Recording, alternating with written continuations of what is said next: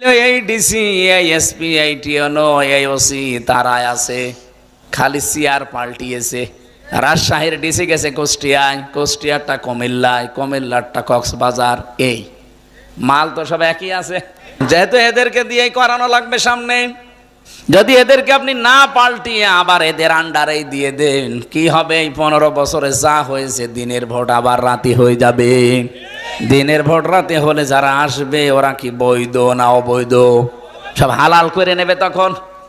দেশ সুখ শান্তি যেহেতু বৈধ না, আর অবৈধ সুখ আপনি ভোগ করতে চাইলেও আপনাকে আমি করতে দেব না। এই 15.5 বছরে যারা দায়িত্বে ছিল, এরা কি বৈধ সুখ পেয়েছে না অবৈধ?